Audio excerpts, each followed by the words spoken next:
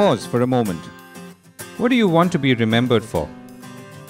Will it be for 14-hour days and bottom-line victories? Maybe. Being a doting parent or a responsible daughter or son? Sure. But look around. What do you really want to be remembered for? Is it the successes you've achieved in your life and career, or something beyond? Something far more transformative. More importantly, what is your legacy? That's the big question fellows at the India Leadership Initiative ask. How do you go beyond success? How do you become significant? What makes ILI program unique is the participants who are participating in this program are all high achievers in their respective field. More importantly, they come from a very different and a diverse background, and all of them are at the stage of their life which is same professionally as well as in their personal life, which really helps them to help each other even in their personal lives and shaping their own career as they are thinking about broader ideas of shaping the society.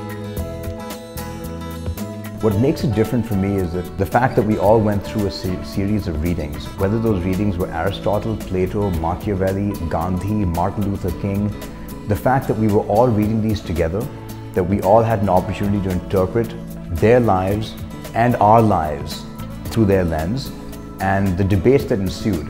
You know, ILI was not simply about exploring your own leadership style, which a lot of other programs tend to be about.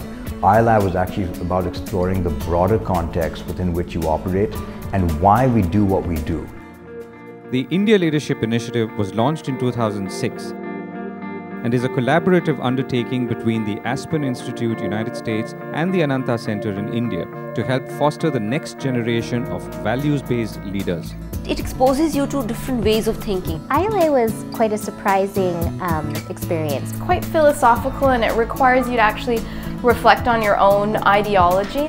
The larger takeaway from the program is it's not about you, but it's about the change it does in your environment and for the people that you relate to and connect to and to everybody around you.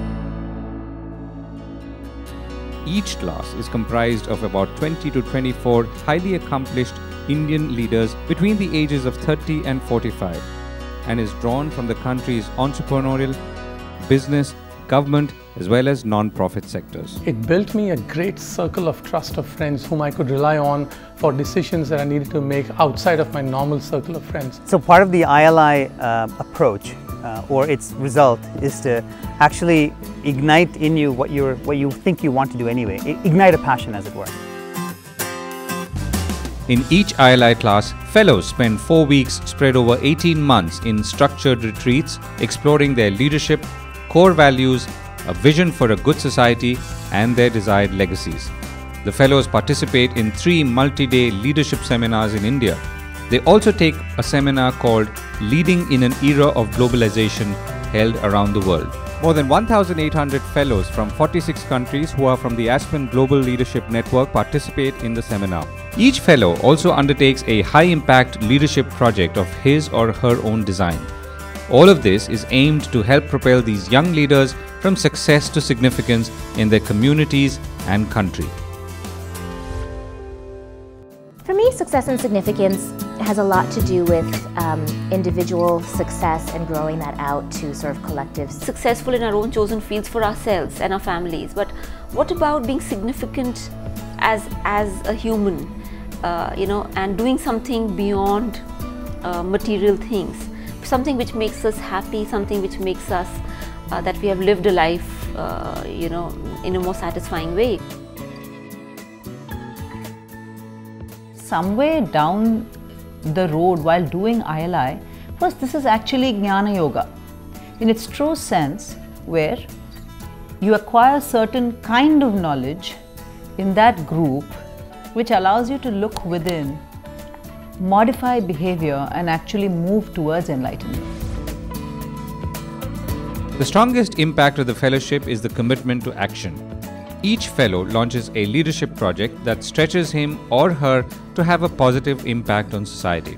I started my project, which basically makes an impact on urban poor, who are the people who get from the suburban parts and the rural parts of India, and they come to the urban parts of India to go ahead and earn a living. We call it Swabhiman, and it's micro-insurance, so that those people who are urban poor who come to cities don't have any problem. We currently touched 1 million people. My project is called the Apsara Leadership Institute. It's a nonprofit that we started approximately 3 years ago.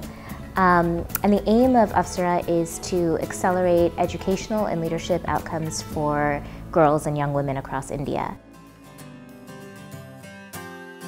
I was trying out a number of initiatives which represent an integrated development in the mountain range in southern India, in the Eastern Ghats, centered around a valley called Araku. And given 150,000 indigenous families that were living there, the challenges were trying to solve malnutrition, infant mortality, maternal mortality, extreme poverty, deprivation, ecological degradation. These leaders are ready to apply their creative talents to build a better society. The success of the ILI program is defined as a measure of what the fellows do individually or collectively and the lives they touch, impact, and change in turn. It really puts you through this process of looking at yourself and stretching yourself completely. I think the India Leadership Initiative empowers you in a way that you can make transformational decisions and moves in your life so as to create a better impact on society. And that's very important because India needs such capable leaders who will do things which are way beyond what is perhaps expected of them or even defined. And that will have a multiplier effect on not just you and me, but the rest of the country.